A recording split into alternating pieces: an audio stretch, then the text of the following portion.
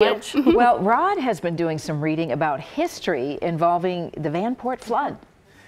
Yeah, you know, as a meteorologist, it's something that I have keen interest in. Today we're talking not so much about the flood itself, but about the people who live there, and some of who survived the flood and in fact are still living here in the Portland area today. There's a festival, as I don't know if we celebrate, we mark is probably a better way to put it.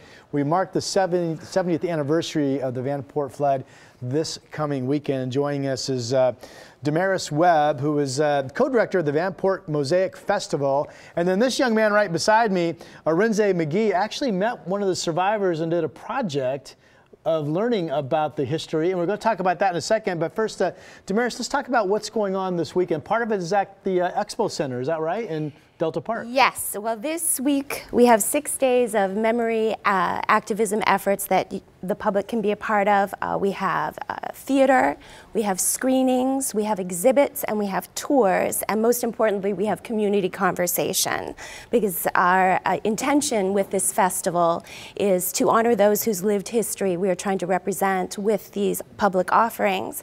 And the full day at Expo that you were talking about is this Monday, Memorial Day, the anniversary of the flood that 70 years ago wiped out the city of Vanport.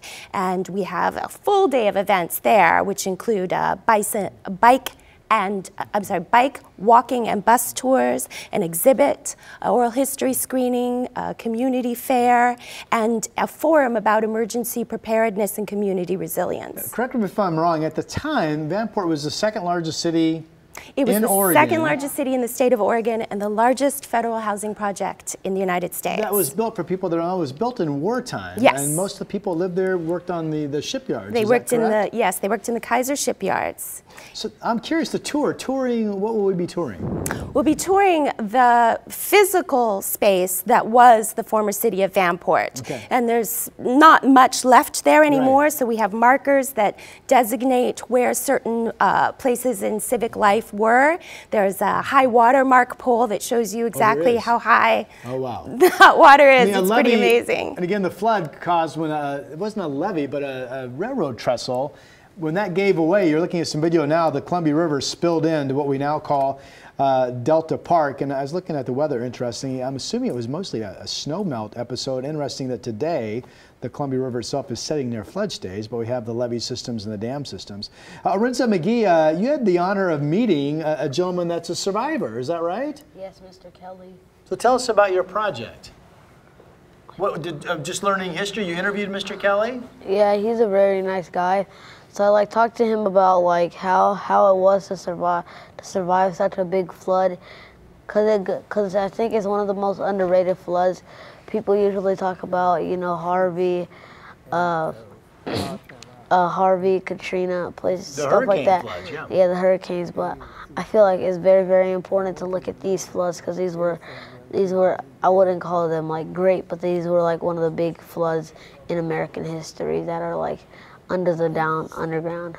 Was it, real quick, was it tough, do you think, for Mr. Kelly to tell you the story? Did you sense it was really emotional for him? Kind of. Yeah. Yeah.